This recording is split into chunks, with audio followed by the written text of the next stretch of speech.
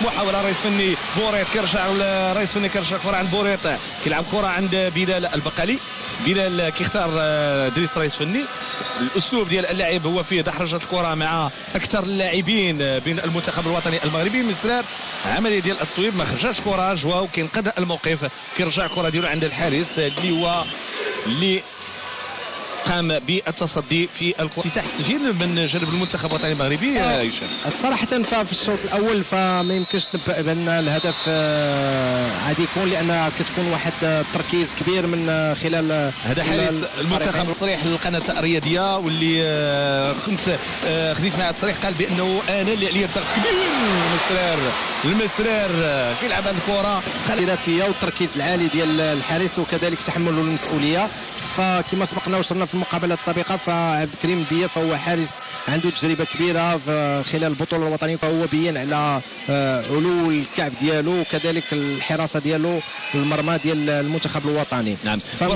من خلال هذه الدوره فشفناه فهو تلقى 5 ديال الاهداف كنظن او اقل من ذلك لانه كان واحد التغيير في واحد المقابله ديال حارس المرمى وبالتالي كيبان لك هنا خطا عمليه ديال الانسداد وفي اخر المطاف التغطيه ديال الشعراوي اللي رجع تركيز كبير من الشعراوي. نعم ممتاز الشعراوي. كره مغربيه محاوله من جهه اليسرى فرصه في اتجاه ادريسي حاول مره يخسر وصل المقابله النهائيه تاهل كاس العالم. الان كيلعب التيم الهجومي ممكن تسجل كذلك بالضربات الثابته فلا بد كتبقى عندك واحد الشيء من الصبر. ادريسي كره مازال كان بامكانه ان يكون فونتورا هو اللي انقذ الموقف. كيلعب في الدوري الانغولي فريق RNT دو لواندا. وهنا كنشوفوا هجمه مرتده مضادات تصويبه الحارس وكره مباشره الى خارج الخط الخلفي الملعب. هذا جواو الدوري الانغولي.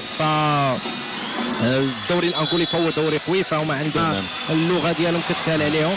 كره من الجهه اليمنى كيتدخل ممتاز تدخل ديال العيان في الوقت المناسب. الاوراق ديالك في جميع المقابلات فالتركيز كيكون من البدايه. الشعراوي عنده العمليه الهجوميه محاوله المنتخب الوطني المغربي. هدف الاول كيضيع.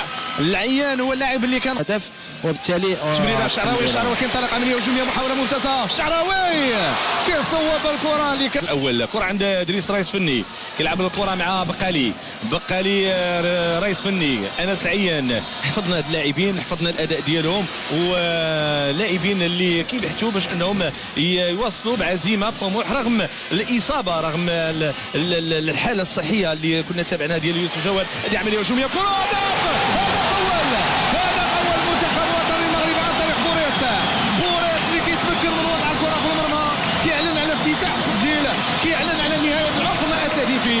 هدف الكره لاحظوا تمريره ديال البقالي بعد ذلك دريس رئيس فني العين الثاقبه ويوني حضر او الرئيس اللي حضر واحد التمريره جميله اللي كانت وبالتالي شفنا الاستغلال ديال المساحه ديال خلف الدار او دوك الكرات خلف الدار.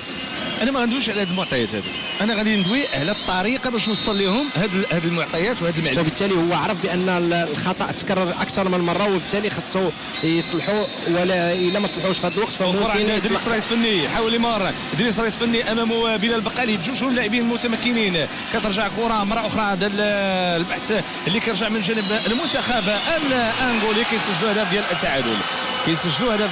هذه هفوه في الدفاع واللاعب اللي تمكن من وضع الكره في المرمى هو اللاعب رقم 9 للقيام بالضغط على حامل الكره. كره مغربيه متواصله عمليه ممتازه محاوله في اتجاه مسرار راسيه ومباشره على شكل تمريرتين الاولى الثانيه ولكن كيتقدم ديال الحارس في المرمى. كره عند الشعراوي تمريره ديالو عند الادريسي كيلعب الكره في الامام محاوله ممتازه ولكن الجميع توقع بانه يكون هو المفاجاه ديال هذه الدوره وبالتالي فالامور واضحه. فهو منتخب الان شفناه من بعد 9 ديال الدقائق فهو تركيز عالي ديال الشعراوي اللي قام بالدين ممكن تعطيك فرص سانحه وكذلك ممكن تعطيك انك تلقى اهداف لان الشباك كتكون فارغه. مازال ما خرجش الوطني المغربي من خلال اللاعب على الدار ديال اللاعبين. محاوله ممتازه بلال المنتخب الانغولي اللي كيلعب 3-1 او 4-1.